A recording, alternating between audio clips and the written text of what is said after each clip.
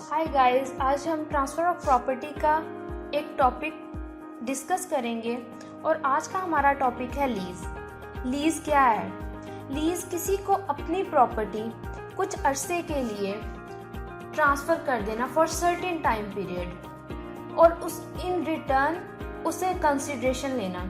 और consideration in shape of money हो सकती है और क्रॉप्स वगैरह हो सकती है। लीज़ का जो ट्रांसफ़र ऑफ प्रॉपर्टी में एक्ट में रेलिवेंट आर्टिकल है वो 105 से 111 तक है, 105 से 111।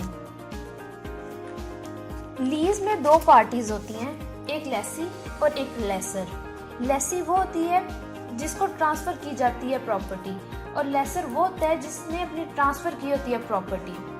एसेंशियल ऑफ लीज, सबसे पहले transfer of right in property, यानी कि कुछ अरसे के लिए अपनी इमूवेबल प्रॉपर्टी किसी को ट्रांसफ़र कर देना फॉर फिक्स टाइम पीरियड और इन रिटर्न उसे कंसिडरेशन के तौर पे मनी या फिर शेयर इन क्रॉप्स वगैरह कुछ भी लेना। Duration of lease, agriculture lease और मैन्युफैक्चरिंग लीज जो है वो ईयर टू ईयर होती है और अदर लीज जो होती हैं वो मंथ टू मंथ होती हैं, उनका ड्यूरेशन मंथ टू मंथ होता है। टर्मिनेशन ऑफ लीज, लीज कैसे टर्मिनेट हो सकती है, लीज कैसे ख़त्म हो सकती है? By lapse of time. अगर किसी ने 1 साल का कॉन्ट्रैक्ट किया हुआ है किसी से, जब वो टाइम पीरियड ख़त्म होगा, वो स्पेसिफिक लिमिटेड टाइम पीरियड जब वो ख़त्म होगा तो वो जो लीज हो गई वो टर्मिनेट हो जाएगी by happening of certain events. Termination of interest of lessor, यानी कि जब लेसर का इंटरेस्ट ख़त्म होगा लीज भी ख़त्म हो जाएगी। जब उसका इंटरेस्ट ही नहीं रहेगा तो लीज टर्मिनेट हो जाएगी।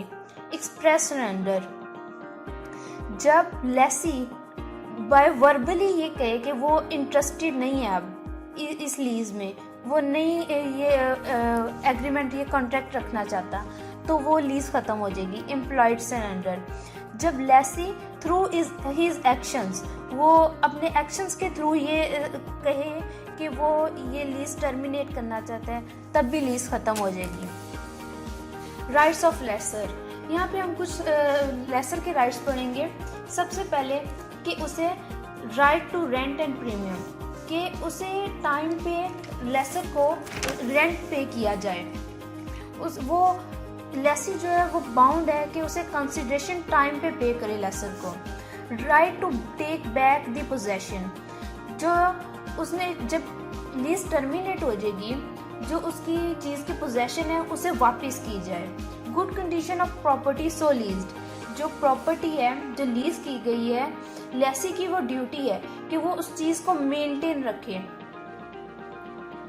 आगे हम पढ़ेंगे लाइबिलिटीज ऑफ लेसर, कि उसकी ड्यूटीज़ क्या क्या हैं। Duty to disclose material defects, यानी उसकी ये ड्यूटी है कि भाई वो जब कोई चीज़ दे रहा है किसी को, लीज कर रहा है, तो उसको बताए कि इस प्रॉपर्टी में क्या क्या डिफेक्ट्स हैं, सारे डिफेक्ट्स को डिस्क्लोज करें।